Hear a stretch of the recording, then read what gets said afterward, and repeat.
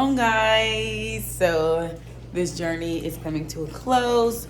We are cleaning up this Airbnb, packing up all of our things, relaxing, and getting ready to record what really happened with Butler's Unboxing the Johnsons on our way here to Fresno, California for Passover. Shalom, guys. Shalom. Welcome to a new video, and this is a sit and chat video about our testimonial journey coming into California for Passover and Feast of Unleavened Bread. I had to have everybody because there's different perspectives of what happened, what Daddy thought about is different from what Zay had on his mind, different from what I had on my mind, different from what Mama was thinking about. So we want you guys to hear all the points. You will hear a lot of noise in the background. We have a dishwasher running right here. We got the children in the next room watching TV. And of course, you got Judah and Torah. That alone says a lot. Y'all ready? Ready. All right, so I'm not really sure where to start, but I'm just going to get started. And we're going to just get started at the beginning. And at the beginning was simply, what you laughing for? At the beginning. At the beginning. Like the genesis of this. That's trip. right. Yes. That's right. So at the beginning, I will insert clips about this whole journey throughout this entire sit and chat. We'll be back. We're gonna go get Tora. Wanna go get her? Is she okay? She all right. We're gonna keep going. Okay. So when we got ready, Mama was hyped. We was like, let's do this. Yes. We got tires the day before, roof rack the day before. We got the oil change. We filled the car up. We packed the bags. We got in the car and we headed out.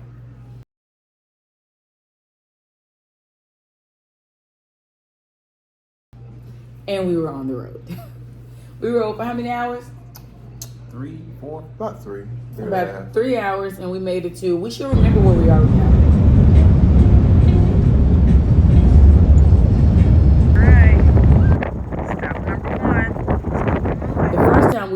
We were between Blythe and Indio. Indio is right where we between the two. Which is what, hour apart? It's 50 minutes both ways from where we were at. So the first time our van stopped. Because no, it didn't stop. Zay was driving, everybody was minding their business. Mom was on her phone, I was on my phone, Daddy was on his phone. And all of a sudden they said, oh, something. I'm gonna let y'all fill in the blank. Right. And he saw smoke coming from behind us. It's transmission fluid.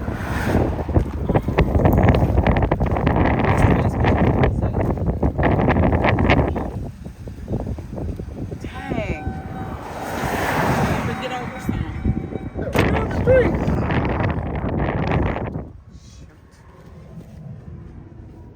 Zay saw smoke and we pulled over. Once he pulled over, we were like, what is this smoke coming from? So normally you think smoke is like tires, right? Mm-hmm. All right, Zay, what do you thought? What did you think when you saw smoke? I did. I thought that because we ran over a tire a little while back, so maybe something got jammed, and it's just smoking, in the wheel well, because it didn't drive funny. So I knew with a flat tire, so it just pulled on over. And I don't know what the heck it could be. And when I got outside the van, it was a puddle on the ground. And we got out, and like I said, I'm insert clips throughout the entire thing, and we saw a puddle. They ended up saying that it was transmission something, right? Mind you, if anybody knows, we just got this transmission in bubbles fixed about 2 months ago. Yeah. $4,200. So I'm like, right. I know this ain't this transmission. Right. But it was a transmission. Let's keep it moving. Fast forward. We were sitting there. We were like all practicing our faith, what we thought was faith, and trying to be calm. And if I think we all kind of thought if one person stay calm, we all stay calm. Mm-hmm, right. I think you were staying calm for me, and I was staying calm for the kids, and everybody staying calm. So whatever. So we called Verizon roadside assistance. They did absolutely nothing. Nothing. So then we called Progressive, which we didn't want to call our insurance company because no one really want to call the insurance company because you don't want to get dropped or your rate to go up or you don't want all the whatever issues that can come with calling your insurance company. So we ended up calling the insurance company because somebody need to tow this. We were in the middle of the desert. Literally It in was the middle. Yeah, it wasn't the coolest day. Normally it's kind of cool, but it wasn't the hottest day either. Right. But it got hot. Called the insurance company and they ended up sending a tow, but it was 8 hours later because I think it took us 3.5, 4 hours to get us out, and then the tow truck didn't even come until after we did ate and everything at the gas station. Mm-hmm. It was like dark. And plus, they told us that we had to call state trooper. They told us highway patrol.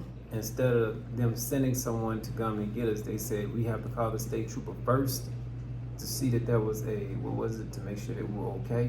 Well, that was second. that's the second time, but we ain't on the second time yet. But they did tell you to call highway patrol to see if they can get to us faster. Right, to get to us faster. So we did. We called highway patrol. I don't think we really got an answer, but all of a sudden, a police officer just popped out of nowhere. But there is Blythe.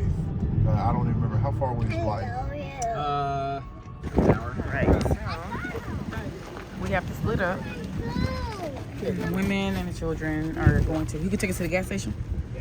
Taking us to the gas station. So this is where we are. We don't know nothing else after that. Before all that happened, when we did stop, after I said in my mind, I just know we're not breaking down in the middle of the desert.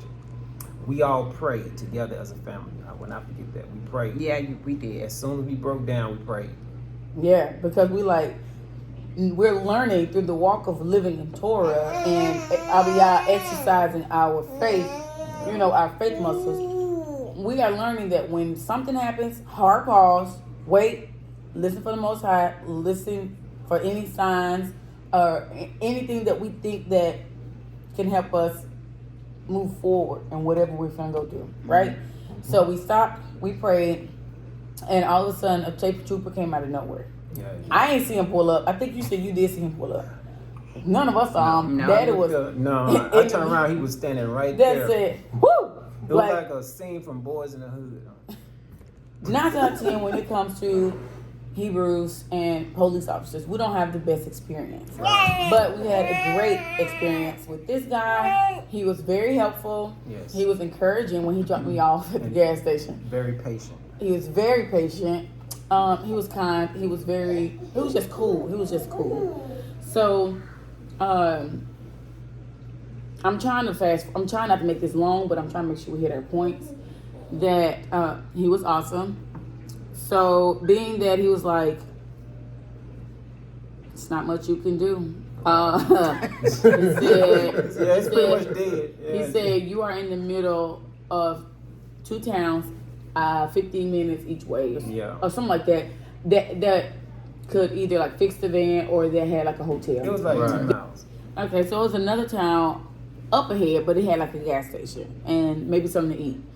So what he ended up doing first was taking his vehicle, told Zay to put your car, because once the van had stopped, the van would no longer use itself to move. Right. I think we kept going, it would have kept going. Once you had stopped it, it was done. What do you want, girl? She didn't win the mostest. What do you want? We're going to drop you back off. Right. Okay, so the police officer ended up taking his vehicle and told Zay put the van in neutral, because you got to remember, there's 9 people. 10 days worth of clothing for 9 people. There's 2 car seats. That's a lot of stuff, which is why we had to buy a roof rack. So he was like, I don't have no way to get y'all and y'all stuff, and it's a lot of y'all. So this is what we're gonna do. Put it in neutral. I'm gonna push y'all with my car. I ain't never heard a police doing this before, because it's probably not the right thing to do. Probably not. I'm gonna push y'all up to the exit. Right. So we was like, all right. So the police is pushing us with his vehicle to the Next exit. because no one could carry all of us. He had the best idea all day. He had the best idea. We've been out here 3.5 hours, sitting in the middle of nowhere. And he said that there is no hotel an hour each direction. So we're slowing down and waiting on him to give us more gas. Right. So we wait, and we're holding up the interstate at this point. Okay, police, you got us going kind of fast, sir. No. He got his lights on in the back. He started pushing us or whatever, and he didn't take us to where he said 10:45. Okay, he didn't. Should be here 12:45. He didn't push us to where he said he was going to take us. He just pushed us off the interstate to like a little. It was the next exit. It was like a mile up the road. Like a dead end road. No, he took us to a dead end road. Yeah, it wasn't it was nothing. Yeah, but it was just an exit that goes off into the off desert. the highway. Oh, yeah, but it was like it was no buildings. Right. It was just dirt road, right? Mm-hmm. Right. All right. Somebody else tell this part. Okay, real quick. When he dropped us off, we was like, this is not what he said he was gonna take us. Right. Right? But there was a reason. Now I want everybody who watching this video to remember nothing happened on accident. Right. Now where he stopped us, not the accidents, not the breakdowns, the bad was not an accident. It was all for our good. So once we stopped there, who do we see? Anybody can pick up. We saw another family on the side of the road who had ran out of gas. It was a Mexican family. Mm-hmm. And the guy couldn't speak any English, but his friend that he was talking to on the phone could. And the police officer, when he saw them, he assisted us first, and he was trying to explain what it is we were going to do. Then the Mexican guy came over and talked to him and was trying to explain to him his situation with his family. And that was in the middle of us in a dilemma. So normally when you in the middle of something, you can't really worry about what somebody else is going through. Right. So when the Hispanic guy walked up to the police, of course we kind of, we're still human. Dude, don't you see him trying to help us get out this? What do you want? But honestly, none of us, when I had that thought, the most I shut it down immediately. Right. Like it like, what was I thinking about? It went away. And he was like, hold on just a second, sir. Let me get them, and then I will definitely help you. So he was on the phone with him, whatever. I don't know. But the police officer ended up having to take all of us up to the next exit in 3 rounds. Me, Jeremiah, and Tor first. Mama, I think 2 kids, and then last, I'm gonna let y'all 2 tell the last round. So from my point of view, I kept thinking, why is this happening to me? Because first of all, we were being split up. Mm-hmm. Anybody know me know I have all these kids because I love being around my family. I like being alone, but then I like a room full of love. I like a room full of breathing bodies, which is why I got so many kids, so I can always have somebody. But we were separated, but it was it was perfect. So me, Tor, and Jeremiah went first. So the police officer was very kind, very helpful. He put the car seats in his car for me. He wouldn't let me buckle it. He buckled it. He made sure, everything, So he took us up. This is my round. You tell about your round. Y'all tell about your round. And he dropped me off in a place I was not familiar with. I sat on a bench on the outside of a gas station while everybody else went around with their life.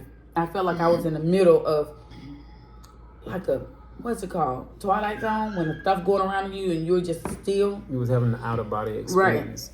Right. And he took the car seat out and set the car seat down. When he set the car seat down on the ground, I just felt alone. I felt like, what is happening here? Mm-hmm. So that was my round. Then he left me and he said, man, I was crying in the back of that car. I was crying. I was talking to my Yaya. Hey, Yaya.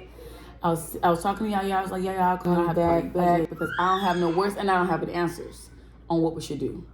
But she did tell me, let your husband make the decision because I'll be out talking to him. You men to the kids, make sure they're okay, make sure you're okay. Step back, whatever your husband say do, that's what you do. But in the meantime, I'm here for you. So we hung up the phone. I sat there. And the police officer said, ma'am, it's going to be all right. I'm going to go get the rest of your family. I'll be back as soon as I can. And that was my scene. Next was her. So when he came and got you, what was yours? So when he picked us up, I can't even remember who was with me. I know, I can't remember who it was. It had to be, it was Peyton and Noah. Okay, Peyton and Noah. Because Judah was with you? No, it was me. No. So it was Judah. Peyton and Judah. Judah, yeah. Okay. So we get in the car. Judah gets in. He has to get in the car seat facing backwards. He did wonderful. He didn't complain. He didn't say anything. He just got in, folded his feet. And I'm thankful for that because he didn't give me a hard time. And so as the police officer is driving, he's being really kind to us. And so we get to talking, and I asked him, I said, what's wrong with the other family, the Mexican family back there? He said, they ran out of gas. He said, that happens a lot in this area. I said, so when you drop me off, you're going to bring him back some gas? He said, no, I'm not. He said, when I go back to pick up the rest of your group, I'm going to bring him to the gas station. He buy a gas can. He puts gas in it. Then I take him back so that he can put gas in his truck, and then they'll be on their way. And so I told the officer, I said, well, that doesn't make sense. And he said, okay. He said, if I bought gas for every time someone break down, he said all of my money would go in gas. Right. I said, okay. So at that moment, I know it was the Most High. He was speaking to me. He was like, okay, get them some gas and send it back. And I'm like, okay, Father, I hear you, but we're stranded. And thank you. We're stranded. We're going through right now.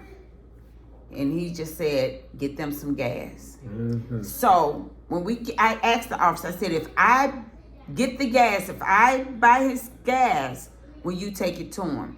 He said, ma'am, you don't have to do that. I said, sir, yes, I do. Right. And so he said, yeah, I'll take it. He said, but we don't even know what kind of gas they use, his truck takes. And so I said, well, you're right, we don't know. The most I said, call Zay. I call Zay. Just as I call Zay, Zay is down there talking to the people. Now, Zay has been practicing his Spanish very well since he has been an insurance adjuster. And being that we are in Arizona, it's mostly Hispanics. Mm-hmm. And that's the houses he has to work on. So he be like he been practicing it. So he was good with it. Mm-hmm. All right. So you called Zay, and Zay was already asked Zay. I said, ask him what type of gas, and Zay did it really quick. So that's how I know that he was right there with the guy. He didn't have to walk down there. He was there. Right. And so Zay said unleaded, and I told the officer, I said unleaded. He said, well, you can go in and get the gas can, and then I'll pull up to a pump, and you can pump it, and then I'll take it back to him. Okay. I said, okay, Father. I go in. I go to the automotive area. There are no gas cans. I got a little happy. Because she didn't feel like doing it. I said, Father, see? Ain't no gas cans. He said, you haven't really tried. He said, go to the cashier and ask them. They may have them in the back. He didn't say may. He said they have them in the back. I get up there and I asked the young lady, I said, ma'am, do you all, as I'm asking her, I look and the gas cans are stacked behind the counter. I said, okay, I need a gas can. How much is for the small one? She said $26. Ooh. I said, well, I gotta have one. And she looked, and I said, so when she said that, I said, can I rent one? She said, no, ma'am, you cannot. Get up off that money. She said, you cannot bring this gas can back. With your gas residue. So I said, okay. And so she scanned it, $26. She said, you have to pay for your gas at the pump because I don't know which pump you're going to. And it was crowded. So I went out there. The police officer had pulled up to a pump. And so I went to him and I was taking the cap off. And he looked. He was kind of hesitant, but he went on and took the gas can from me, finished unscrewing it, set it down, filled it up. And then he said, he put it on there, and he said, I will deliver this and we'll be back. And I looked and I felt some type of way. I'm like, okay, Father. Okay. And so that's where I was at that moment. So when I saw her come in, I'm like, where's she going? I'm over here at this part. I'm by the cafe. Yeah. sitting on the side of the building on the bench with my car seat. Mama, you gonna come and help me? Where is she going? Granny gonna go get some gas. Gas for what? What she gonna put it in? I'm like, what's she gonna? Hookah. So that thought went out my mind too, because that wasn't my business. That wasn't my position in this journey. So the police officer left. Mom said, Amber, come on, let's go in and let's feed the kids. So we minded our Hebrew business, our women's side of the Hebrew business, and we tended to the children. And it's not a place we would ever eat at, but we ate it there, and we was like, yes, ma'am, extra pickles. And we ate, okay? All right, so y'all next. So after the second car left, after Mama Alka left with my two kids, I was sitting there, and it was me and Mr. Johnny and Noah. And I was like, well, we gotta start putting something together. Right. Because when the cop get back, we got, like, if you consider all the bags, we got like 7 large luggage bags. We got a giant stroller. Everybody got 2-3 pair of shoes. Everybody. You got all this household toiletry stuff.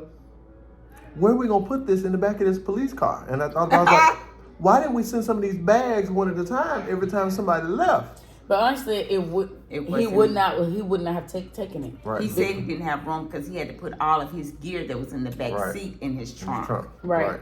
And the front seat was taken with more gear. So I thought about it. I said, well, let me call the guy that's coming to pick me up. So the tow truck was supposed to be there within the next hour or two. So I called the tow truck driver and said, hey, do you mind when you get here to pick me up and all our bags and take us to the gas station, that way to drop us off, right up the road, 10 miles at the gas station where the cop took everybody else. And he said, yeah, I can do that for $500. I said, No, I said, what? I said, what do you mean? He said, well, because I got to charge you mileage for going extra. I said, what do you mean extra? We're supposed to be going that direction with the luggage. He said, no, your insurance company told me to take it backwards. I said, that doesn't make any sense. He said, I know, but that's what it is, and I have to charge you because it's not my truck. So I was like, all right, Mr. Johnny, we got to figure out something. So I was like, let me just go back here and check on these Mexicans. Well, Mr. Johnny, he had said, well, I wonder if the Mexicans back there, if they could haul it for us, luggage. And I was like, I don't know, but I'll go ask. Wait a minute. I walked over first and I said, English? And they was like, no. I was like, oh, crap. And then I was like, I said, wait, I was pointing to Zay because I knew Zay spoke some Spanish. But the guy had called his friend who spoke English and Spanish, and he was like interpreting for both of us. And his friend explained to us what was going on. Now, everything my wife said, I was thinking. We never did contact one another, but I was just thinking it. But she had already did what I was thinking and trying to set this thing up. When Zay came over and talked to the guy, and we all said, okay, we can help each other out. And this dude had like a thing where you carry like a horse's on or something that was connected. He had a single horse and trailer full of luggage. Was full of luggage, and he was like, and I that was moving. His luggage. Because the guy had his family in his truck too. Nice truck, man. And Zay came over, we all talked, and by the time I believe we decided what we wanted to do, Mama Alka here already had taken care of the gas situation. And when the police officers showed up, I was going to go through the whole thing about what we want to do. I said, well, this is what we're going to do. And the guy just showed us the gas can. I was like, so the thing is, and that was, because that was something that was done without communication that he already moved you to do before y'all even really communicated about it. Right, because when I went down to talk to the Mexicans, I asked him, because I walked down there to talk to him, and as soon as I started walking towards him, when I got close, Mama Alka called, and she said, Zay, ask him what kind of gas he needs. And I was like, oh, okay. So I asked him, what kind of gas he needed, and I told him regular, and then I hung up the phone. I didn't think nothing else about it. I thought the cop was maybe gonna help him out with some gas, and so everything will be all right. I said, look, don't worry about it. We'll get a situation. What you want to tell the people? What's going on, Butlers Unboxed? And I hope y'all have a good, what is it? And what y'all doing in California? Pesach. Unleavened bread and Passover. Unleavened bread and Passover. How long is there going for? This day, the last day. It's actually over now. Andy is. So what happened to y'all truck, though? Boy, we'll listen to the video. We'll talk to you We're later. now about the truck. We'll call you about it. All right. Love you. Love you, son. All right, y'all too. All right, so we had a quick intermission with Uncle Eldra, and y'all heard what he said. He said everybody have a blessed one, but we're going to get back to the story. So you're talking about the luggage. So yeah, we had walked down there, and it just all fell into place. And so we asked the guy, it's like, about the gas, and he was like, yeah, regular unleaded. And so he was like, can y'all help us get some gas? And I said, yes, we'll get you taken care of one way or another. And that was, I still didn't know exactly how it was going to work out, because I hadn't talked to Mama Alka about getting the gas for him. All I know is that I told her that it was unleaded. As far as factually, I had no other information. But so I asked him, I was like, do you mind helping us get our luggage from here to the gas station if we get you some gas? He said, "Sí, amigo." I was like, all right, good. Like we on the same page. So the cop pulls up, and he gets out, and he goes right to the back of the trunk, and he grabs a gas can full of gas. And I was like, hallelujah. And before I was like, hey man, look, we really needed some gas. And the guy's like, and I was like, wait a minute, hold on. I still didn't know that Mama Alka was the one that got the gas. She'd already taken care of it. We still thought it was the cop that bought the gas. And then the cop handed me the gas, handed the gas can. He's like, your mama didn't have to do that. It's like, what? What are you talking about? So long story short, like she explained, we didn't know that the cops aren't allowed to do that. Right. So long story short, he was awesome. And the Most High put it on his heart to allow him to do it. Yes. And it all fell, right, the Legos fell right together. Because he put the right people in the right place. Because if we hadn't have broke down where we did, where they did, when we did, then it would not have, there's no other way it would have worked out. So there's no, and you can't tell me that's all coincidence. No.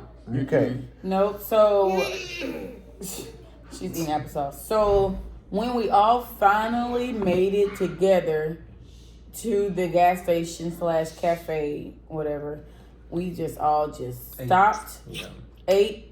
We was up in that thing like we were bipolar. We were crying. We were laughing. We were praying. We were praying all out loud. Like, hallelujah! Like, people were like, when the guy had dropped off, when that guy dropped us off at the gas station, I didn't know any was speaking in Spanish, but he said family amigo. He didn't want to just leave me there with all my luggage, because we put our luggage right there at the gas station like we was homeless, like we got put out somewhere. And he was trying to help me, but I told him, I shook his hand and said thank you, and we parted ways, and we took all our stuff into the restaurant. And I know the people that was in there thought we was crazy or homeless, because we had all our luggage, all our shit, and everybody was in tears. Yeah. Look, they just got evicted, don't they? Yeah, they probably thought we just got. We will be back another time for part 2. Shalom.